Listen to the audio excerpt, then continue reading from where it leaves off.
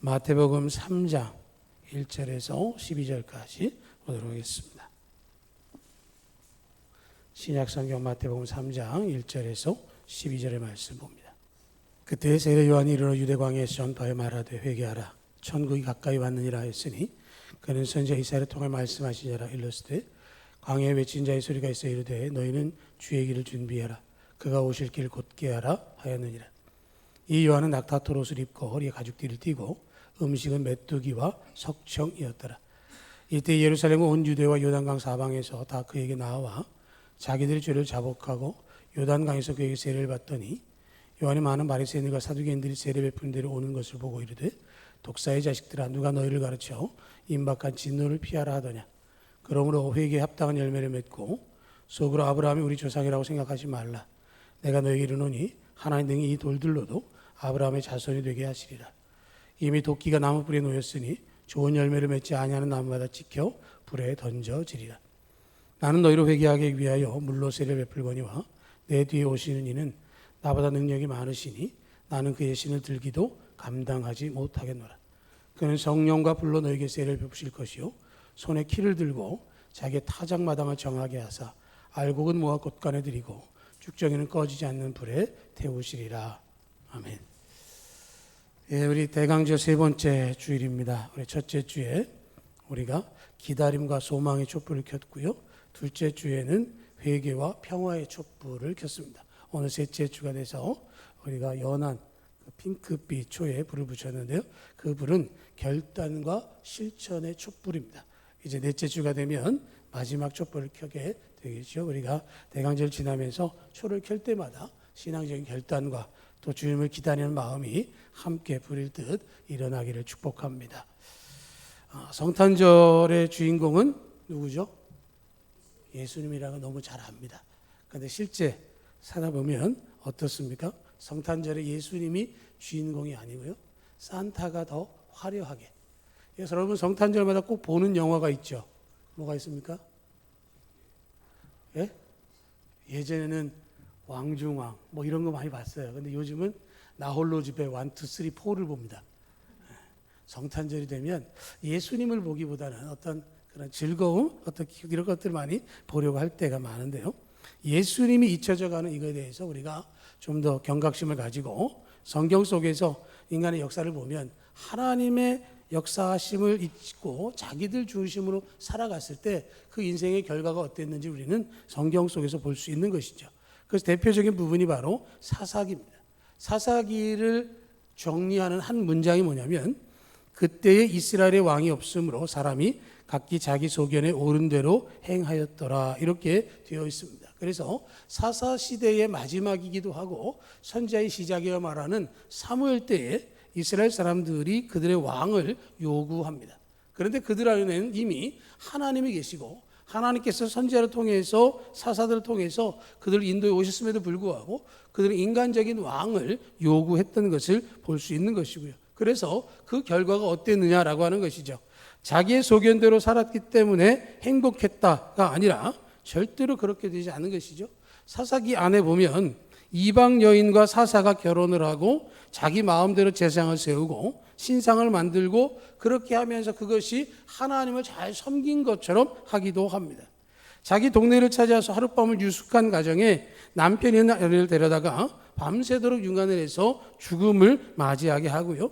그렇기 때문에 그 시대를 우리는 영적인 암흑기라고 말할 수 있는 것이고요. 그 시대를 생각해 본다면 하나님을 잊고 예수님을 잃어버린다면 점점 더 어두운 시대를 살아갈 수밖에 없다라고 하는 것이죠. 예수님이 사라져가고 예수의 말씀이 사라지고 예수님의 정신이 사라진다라고 하는 것은 굉장히 중요한 일입니다. 예수님 없이 이렇게 가다가 어떻게 될지 우리가 염려해야 하는 것이고요. 예수님이 계시지 않으면 이 세상은 어두움 그 자체입니다. 왜냐하면 예수님께서 빛으로 오셨기 때문에 그런 것이죠. 그렇기 때문에 생명의 빛이신 예수님을 통해서 이 시대가 다시 살아날 수 있도록 우리의 삶이 더욱더 밝아지고 은혜 가운데 있으시기 위해서 예수님을 증거할 수 있어야 할 줄로 믿습니다. 우리의 삶, 우리의 인생도 하나님과 함께 할 때 빛 가운데 걷고 올바르게 살아갈 수 있는 것이고요. 그렇지 않으면 점점 더 어둡게 되어지는 것이기 때문에 성경은 하나님을 가까이 하라 하고 말씀을 하고 있는 것이죠.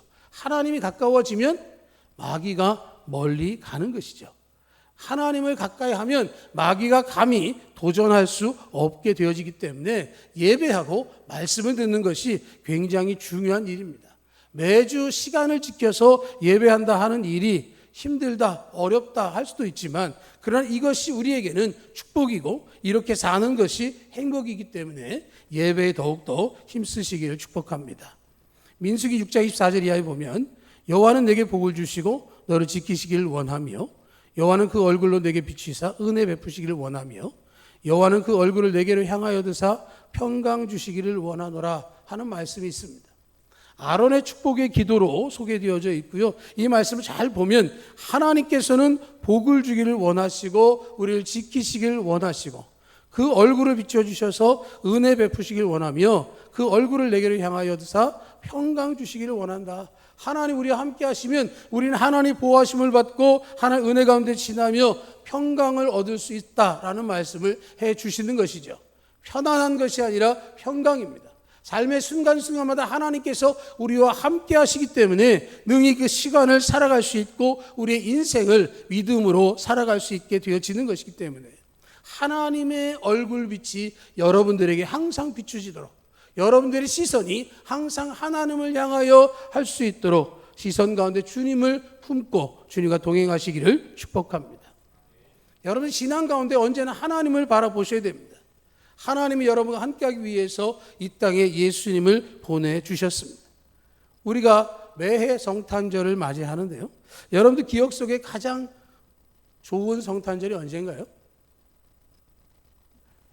어린 시절에는 화이트 크리스마스가 그렇게 좋았는데 요즘 화이트 크리스마스 얘기하면 뭐 걱정합니까? 운전 어떻게 하지? 뭐 이런. 며칠 전에 서울에 눈 많이 왔잖아요. 서울 쪽에. 제 조카가 사중추도를 냈더라고요. 근데 다행히 3번이어가지고 4번이 책임을 크게 지고 3번이라 조금 덜 지는데 아주 훌륭하게 자차를 안 들어가지고 한 600만 원을 썼다고.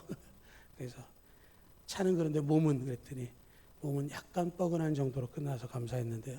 성탄절 여러분들 기억 속에 여러 가지 있을 수 있고요. 화이트 크리스마스 하면서 생각했던 예쁘고 멋진 모습이 아니라 그 시대 상황 속에서 우리가 보는 것들이 많이 있는데요. 우리가 성탄절을 지금 기다리고 있고 이제 한 10여일 지나면 성탄절인데 과연 그때를 어떻게 보내야 되겠느냐라는 것이죠. 오늘 마태복음 3장의 말씀은요. 세례 요한을 통해서 그 얘기를 지금 하게 됩니다. 우리가 지난주에도 세례 요한 얘기를 나눴는데 이 세례 요한이 예수님을 증거하기 위해서 6개월 전에 이 땅에 찾아왔고요. 그의 역할은 예수님을 소개하는 것이었습니다. 이사야 선지자가 700여 년 전에 예언했던 그 예수님이 이 땅에 오셨고 그분을 통해서 우리가 할 것이 무엇이고 예수님을 어떻게 맞아야 할 것인지에 대해서 그가 가르쳐 주었기 때문에 그것을 우리가 알게 되어지는 것이고요. 그래서 예수님이 내 안에 계시다라고 한다면 정말로 내 안에 주님이 계신데 그 주님이 주인의 자리에 앉아 계신가를 우리가 점검해 봐야 하는 것이죠.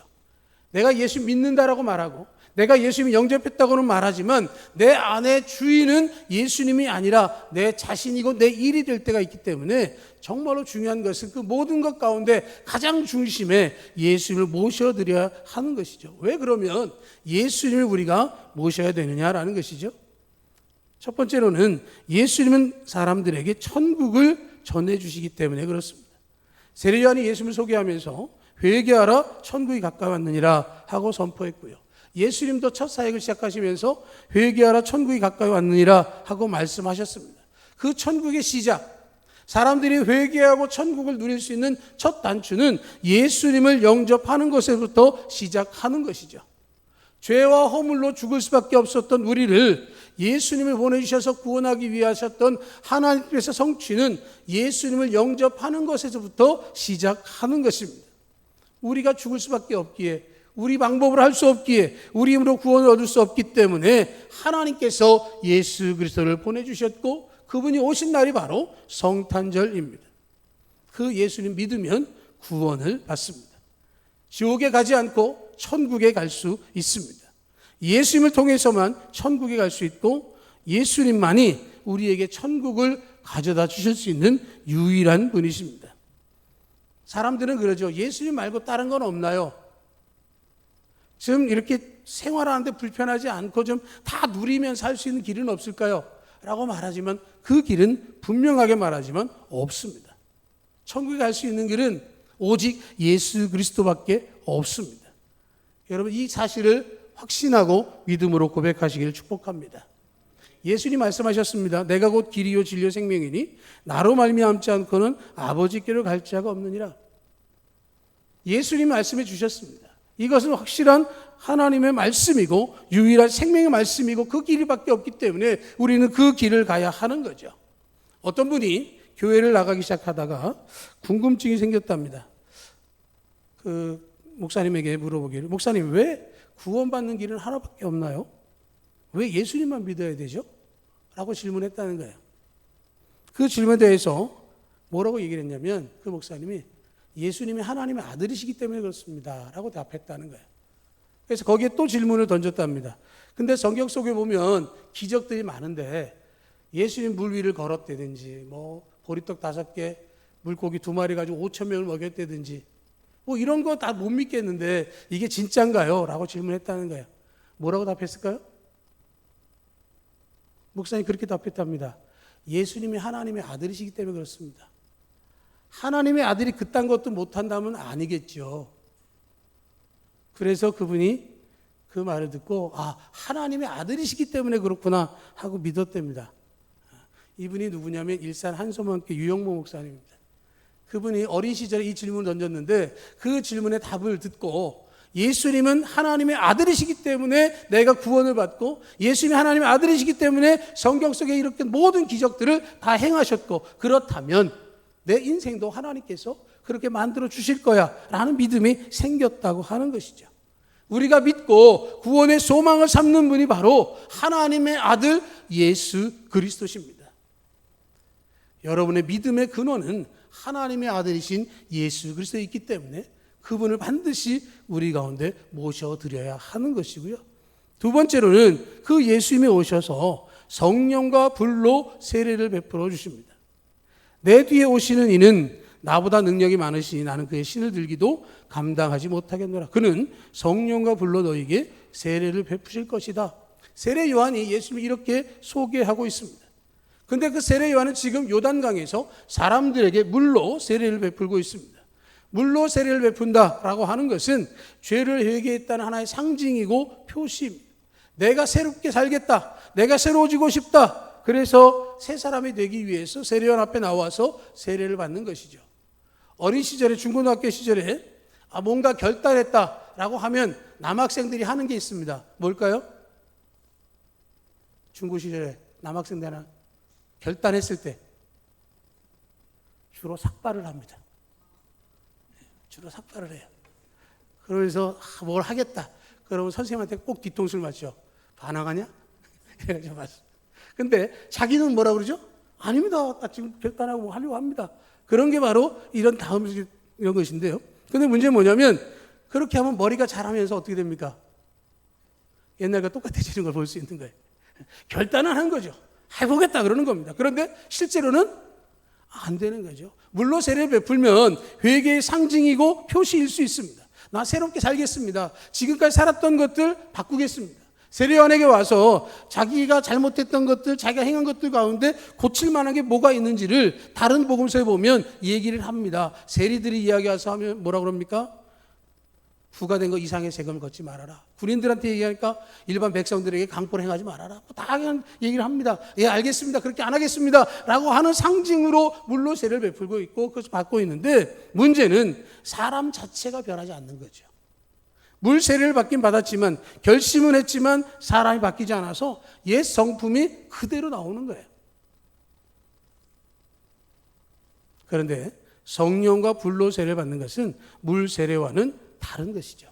예수님께서 공생애를 시작하시면서 시작한 첫 번째 기적이 가나 혼인잔치에서 물로 포도주를 만드신 겁니다. 요한복음 2장에 보면 가나 혼인잔치가 나오는데 6통 드는 물, 그 돌항아리에 물을 가득 채우라고 하고, 그리고 그 물을 떠다가 사람들이 주라고 했을 때 그 물이 변해서 포도주가 됐습니다. 예수님께서 성령과 불로 세례를 부으신다라고 하는 것은 물로 포도주를 만드시는 것처럼 완전한 변화를 이야기하는 겁니다. 물 세례는 잠깐의 변화입니다. 물 세례는 본질은 변하지 않았습니다. 그런데 성령과 불로 세례를 받으면 본질이 달라지는 거예요. 내가 구원받은 하나님의 사람으로 자리를 하기 시작하는 것입니다. 성분 자체가 달라져서 화학적으로 변화를 일으키는 것이죠. 물이 변하여 포도주가 되었습니다. 죄인이 변해서 의인이 되고, 마귀의 종이 변해서 하나님의 아들이 되고, 저주의 대상이 축복의 대상으로 바뀌는 겁니다. 지옥에 갈 수밖에 없던 영혼이 천국 백성으로 살아가는 것이죠. 세례 요한이 말하는 것처럼 나는 물로 세례를 주거니와 그분은 성령과 불로 세례를 줄 것이다. 성령과 불로 세례를 주시면 우리를 완전히 바꾸시는 것입니다. 그분을 통해서 우리가 은혜를 입었기 때문에 그분을 섬기지 않을 수 없고 우리의 인생이 바뀌는 것이죠. 예수 그리스도를 믿음을 통해서 미래가 바뀌는 것이고, 예수 그리스도를 통해서 우리의 운명이 바뀌기 때문에 우리는 주님과 함께 해야만 하는 것입니다. 주님이 오실 성탄을 기다리면서 내 삶이 달라져야 하는 것에 대해서는 내 힘이 아니라 내 안에 내주하신 성령께서 나를 인도해 주시도록 맡기고 의지해야 하는 것이죠. 그런데 그 성탄의 기간 동안에 내 즐거움과 내 기쁨을 추구한다면 주님이 원하시는 모습이 아니라고 하는 것이죠. 그 예수님을 우리가 왜 모셔야 하는가? 세 번째는 12절을 보면 손에 키를 들고 자기의 타작마당을 정하게 하사 알곡은 모아 곳간에 들이고 쭉정이는 꺼지지 않는 불에 태우시리라, 이렇게 말씀을 하고 있습니다. 옛날 어른들은 이 장면을 잘 알지만 요즘 시대에는 볼 수 없는 그런 모습이죠. 키를 들고 타작마당을 정하게 하사, 타작마당을 잘 정리해서 먼지 없이 만들어 놓고 알곡은 모아서 곳간으로 쭉정이는 꺼지지 않는 불에 태우신다라는 이 말씀은 마지막 때와 같습니다. 마지막 심판대 앞에 서게 되어지면 이 모습이 되어지는 것이죠. 정하게 하시고 모든 상황을 확인하시고 정리하셔서 분별하신다는 겁니다. 양과 염소로 좌우로 갈리도록 만드신다는 것이죠. 알곡은 곳간에 들이고 쭉정이는 꺼지지 않는 불에 태우신다. 하나님의 사람은 모아 천국으로, 하나님을 믿지 않는 사람들은 꺼지지 않는 지옥불에 던져버리시겠다는 말씀을 하고 있는 것입니다. 예수님은 알파와 오메가, 처음과 나중, 시작과 마침이라는 말씀을 계시록 22장에서 해주고 있습니다. 예수님께서 모든 것의 시작이 되십니다. 예수님께서 우리와 함께 하십니다. 그 예수님이 우리의 시작이 되시고 우리의 마지막에도 우리를 붙드시고 천국으로 인도하기를 원하고 계십니다. 내가 주님과 함께하는 그 시대, 내가 주님과 함께 걷는 그 모든 것들은 다시 돌이키는 것이 아니라 시작되었다고 한다면 그 길은 하나님 나라에 가기까지 끊임없이 흘러가야 하는 것이고 다시 오는 것은 없습니다. 우리가 마지막을 향해서 출발하고 그 시대를 살아가고 있기 때문에 지금 살아가는 이 시간은 다시는 돌아올 수가 없습니다. 윤회를 주장하는 사람들처럼 얘기한다면 다시 돌아올 수 있고 다시 한번 기회가 있을 것 같지만 직선이기 때문에 우리의 신앙의 삶은 다시 돌아올 수가 없고 기회도 없기 때문에 오늘에 충실해야 하는 것이죠. 지나간 것은 할 수 없습니다. 앞으로 다가올 것을 준비하면서 오늘을 충실하게 살아가고 신앙 가운데 살 때에 하나님께서 우리에게 은혜를 베풀어 주실 것입니다. 그 마지막 심판 때에 오늘의 주인공이신 예수님께서 보좌에 앉아 계실 것입니다. 그분의 말씀을 의지해서 우리를 심판하시고 우리를 분별하셔서 곳간 안에 들이거나 아니면 뜨거운 불로 태우게 될 것입니다. 그렇기 때문에 그 예수 우리가 영접하고 있는 것이고요. 그 주님은 조만간에 다시 이 땅에 오실 것입니다. 그 예수님이 우리를 구원하기 위해서 오셨습니다. 이제 우리는 소망하는 것은 재림의 예수님을 기다리고 기도하고 있습니다. 이 대강절 동안에 예수님의 재림을 생각하고 오셨을 때에 잘하였도다 착하고 충성된 종아, 칭찬을 들을 수 있는 우리의 신앙이 되었으면 좋겠습니다. 이 예수님, 내가 영접하고 내가 은혜 받고 내가 구원받는 것 중요하지만 더 중요한 것은 내가 가지고 있는 그 주님을 또 누군가에게 소개할 수 있어야 하는 것이죠. 우리가 주님을 증거할 수 있어야 됩니다. 제가 10월 말에 서울 사랑의 교회 세미나 다녀왔는데 거기에 주제가 2033년까지 모든 사람에게 복음을 이라는 주제입니다. 왜 2033년인가 그 설명을 하는데요. 초대교회가 언제 생겼냐는 거죠. 초대교회가 언제 생겼죠? 예수님 부활 승천하시고 그 다음에 마가의 다락방에서 모여 기도하면서 시작했는데 그게 33년이라는 거예요. 그러니까 2000년이 되는 2033년까지 모든 사람에게 복음을 이라고 한 테마로 저희들이 세미나를 했었는데요. 저는 우리들에게도 그런 마음이 있었으면 좋겠습니다. 그 사람을 전도해서 우리 교회에 앉히는 거 굉장히 중요하지만 더 중요한 것, 그럼에도 불구하고 그 사람이 우리 집에 못 온다 할지라도 그 사람에게 예수 그리스도가 증거될 수 있어야 하는 것이고요. 저는 2026년에 우리가 정말로 이 복음을 전하는 일에 보다 관심을 두고 어떻게 하면 잘 전할 수 있을까를 한번 고민해보는 우리 모두가 되었으면 참 좋겠습니다. 내가 믿는 예수 그리스도, 내가 얻은 구원의 기쁨이 나만의 것으로 멈추지 아니하고 또 다른 누군가에게 흘러갈 수 있도록, 그래서 그들이 예수 그리스도를 발견할 수 있도록, 당장 하루아침에 응답되지 않는다 할지라도 그 사람에게 복음이 증거된다면 그것은 하나님이 원하신 일이고 그것을 통해서 구원의 역사가 하나님의 품에서 본다면 모두가 귀한 영혼이기에 그 은혜가 임할 것이라고 믿습니다. 위하여 기도하고 여러분들도 어떻게 하면 복음을 잘 전할까를 한번 같이 연구해 봤으면 좋겠다 싶습니다. 여러분, 성탄절은요 예수님 이야기하기가 좋습니다. 성탄절은 우리가 얘기하지 않아도 예수님이라고 하는 걸 방송에서도 해줍니다. 그렇기 때문에 또 다른 사람들에게 예수님이 계시다 하는 이야기를 분명하게 하시고 그 예수님이 내 안에 계시다를 증거할 수 있기를 간절히 바랍니다. 여러분, 예수님을 소개하고 예수님을 증거하고 그럴 때 우리의 성탄절은 정말로 즐거운 성탄절이 될 것입니다. 세례 요한은 예수님을 증거하고 예수님이 하실 일에 대해서 우리에게 말해 주었습니다. 그 목적을 가지고 이 세상에 태어나서 세례 요한은 그 사명을 다 했습니다. 세례 요한의 훌륭한 점은 자기가 메시아인 양 할 수도 있었습니다.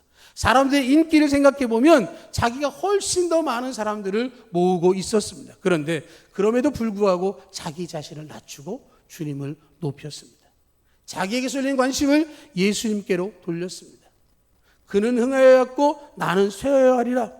그에게는 많은 사람들이 모여서 그의 말씀을 들어야 될 것이고 나는 이제 더 이상 할 것이 없다라고 했던 그 세례 요한의 고백처럼 우리를 통해서 예수 그리스도가 증거되어져야 하는 것이고 그러한 겸손이 있어야 하는 것이죠. 여러분, 어른을 위한 동화 하나를 말씀드리고 마무리하려고 합니다. 정채봉 작가의 처음의 마음으로 돌아가라 하는 글에 이런 글이 있습니다. 세탁소에 철 옷걸이가 많잖아요. 그런데 새 옷걸이가 들어왔습니다. 헌 옷걸이가 새 옷걸이에게 한마디 해주었습니다. 야, 네가 옷걸이라는 사실을 잊지 마라. 새 옷걸이가 헌 옷걸이한테 물었습니다. 왜요? 왜 자꾸 내가 옷걸이라는 걸 강조하세요? 그랬더니 야, 내가 세탁소에 있어 보니 걸려지는 옷을 보고 자기인 줄 착각하는 옷걸이들이 너무 많더라. 너는 그러지 말아라. 그렇게 얘기했다고 합니다. 여러분, 성탄의 주인공은 예수님이시고요. 예수님이 증거되어야 되고 예수님이 드러나야 하고 예수님이 영광 받으셔야 합니다. 하늘엔 영광, 땅에는 기뻐하시는 우리 모든 사람에게 평화라고 하실 때 그 영광은 오직 예수 그리스도에게 임해야 하는 것이고 그것이 우리가 마땅히 행해야 할 바이라는 사실을 꼭 기억하셔서 세례 요한처럼 메시아가 오십니다. 예수님이 오십니다. 예수님이 우리를 위해서 오셨습니다. 그리고 다시 또 오실 것입니다. 증거할 수 있는 성탄절이 될 수 있기를 주님의 이름으로 축복합니다. 아멘.